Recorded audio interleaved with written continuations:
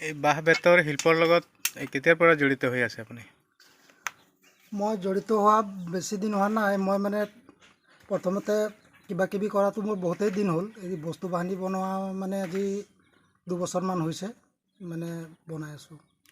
এনে কি সামগ্ৰী বনাই আছে? মই বনাই আছোঁ বাঁহৰ এইটো ৰাউণ্ড টেবুল হ'ব, পালেং বনাই আছোঁ, খাং বনাই আছোঁ, চেপা বনাইছোঁ, তাৰপিছত জাকৈ বনাই আছোঁ, তাৰপিছত ৰেক বনাই আছোঁ, পাত চিঙা খাং বনাই আছোঁ। মানে থলুৱা সামগ্ৰী আৰু হয়। হয়।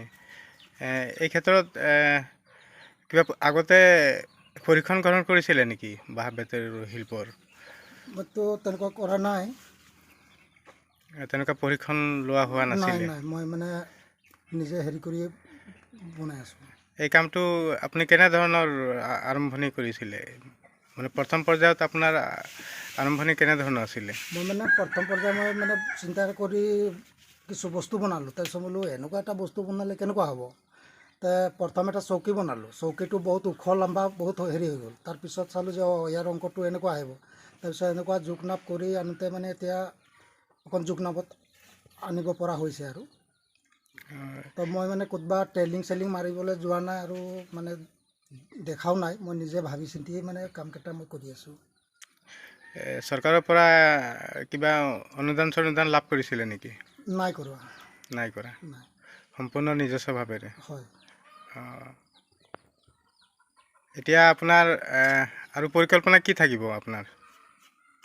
কিবা কৰিবলৈ আৰু অনাগত দিনত আপুনি এই ব্যৱসায় ভিত্তিত বা এই আপোনাৰ যিটো শিল্পকৰ্ম, বাঁহ বেতৰ শিল্পকৰ্ম, এইটোক আপুনি আগলৈ আপোনাৰ কি ভৱিষ্যত থাকিব বা আগলৈ আপুনি ইয়াৰ ওপৰত কি ধৰণৰ পৰিকল্পনা আছে? মই মানে এতিয়ালৈকে মানে হাতত লৈছোঁ যেতিয়া মানে আৰু কামকেইটা মই ভালকৈ কৰিম আৰু আৰু চিন্তা চৰ্চা আৰু কৰিম বুলি মই চেষ্টা চলাই আছোঁ।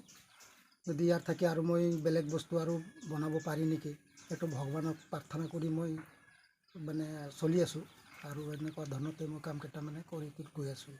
এনেই চাগে আপোনাৰ তেনেকুৱা উন্নত ধৰণৰ সা সামগ্ৰীও নাই? তেনেকুৱা নাই। মোৰ মানে সামগ্ৰীৰ কাৰণেও মোৰ এটা অসুবিধা হৈ আছে আৰু তেনেকুৱা যোগান মানে কৰিব অলপ অসুবিধা হৈ আছে। চৰকাৰলৈ কি আহ্বান জনাব? কি ক'ব চৰকাৰলৈ?